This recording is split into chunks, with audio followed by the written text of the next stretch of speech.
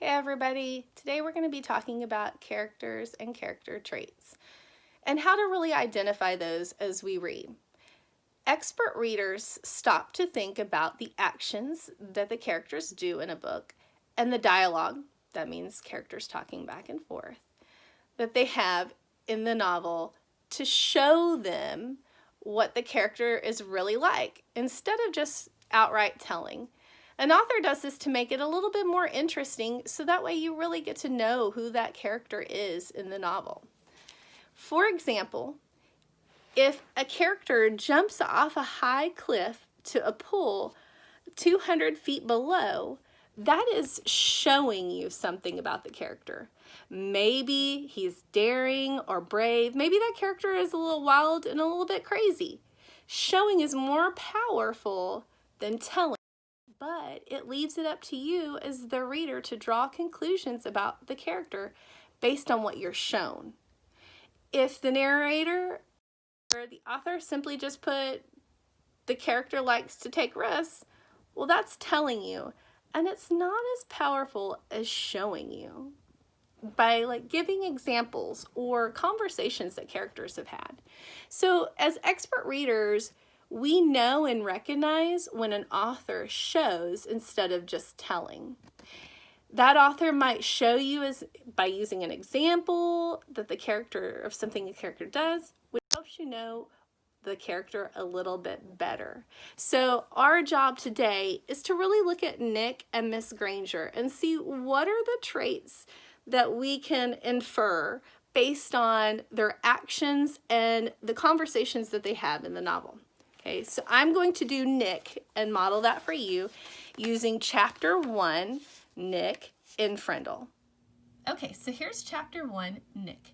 Now I've highlighted some pieces that I feel like are important and text that really shows me about Nick as a character instead of just outright telling me. So the first part I saw was, it says, if you ask the kids and the teachers at Lincoln Elementary School to make 3 lists, all the really bad kids, all the really smart kids, and all the really good kids, Nick Allen would not be on any of them. Nick deserved a list all his own, and everyone knew it. Was Nick a troublemaker? Hard to say. One thing's for sure, Nick Allen had plenty of ideas, and he knew what to do with them. One time, in 3rd grade, Nick decided to turn Mrs. Deaver's room into a tropical island. So here I see that it's saying that they're not sure that he's not really a good kid and he's not really a bad kid, but he does seem to like trouble at times, because here he's made his 3rd grade teacher's class into a tropical island, which I'm sure the kids probably enjoyed, but his 3rd grade teacher, Mrs. Deaver, probably did not. I turned to page 3 and I highlighted a piece that said, but that didn't stop Nick from trying to liven things up. Lincoln Elementary needed a good jolt once in a while, and Nick was just the guy to deliver it. Again, here is the author showing me, not just telling me, that Nick has some pretty rowdy ideas that can lead to trouble.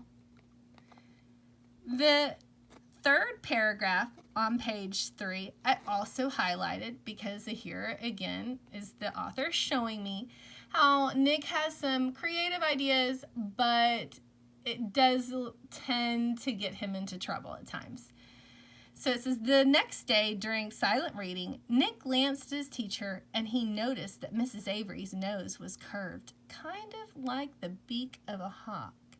So Nick let out a high, squeaky blackbird peep.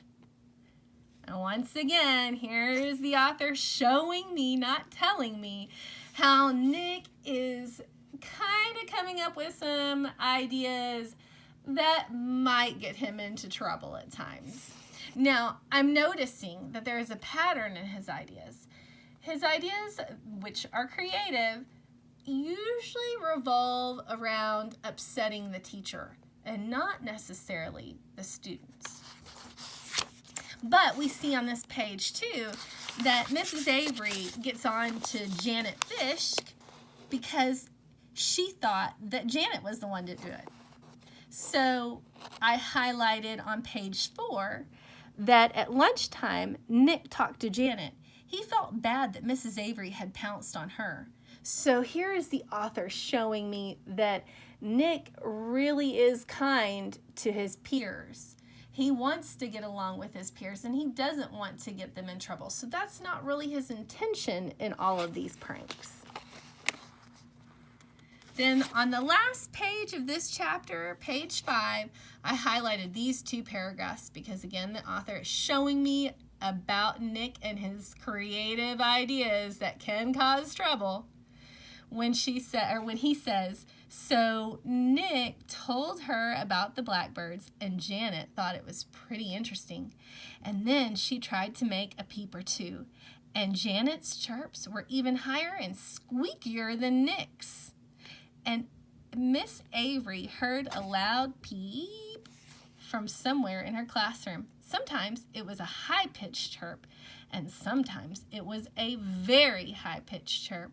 So here we see Nick is able to get other students to participate in his pranks as well, because it says Mrs. Avery heard a peep, which we know is Nick, but the very high-pitched chirp goes with the paragraph right above it where Janet makes an even higher, squeakier one than Nick. So here we see he's managed to get Janet to participate in his shenanigans too.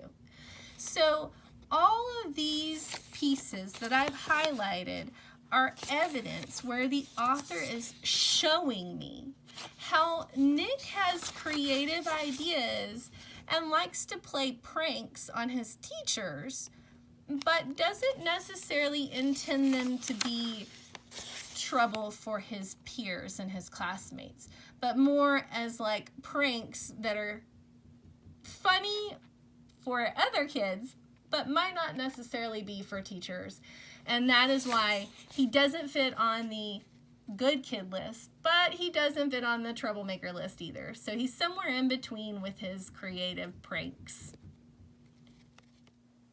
All right, everybody. Now that I've modeled how to do this using Chapter 1, Nick, pages 1 through 5, I want you to go through Chapter 2, pages 6 through 12, Miss Granger, and find spots where the author, Andrew Clements, shows you a little bit about Mrs. Granger's character instead of just telling you. When you are done, please post your response and your thoughts in the box below.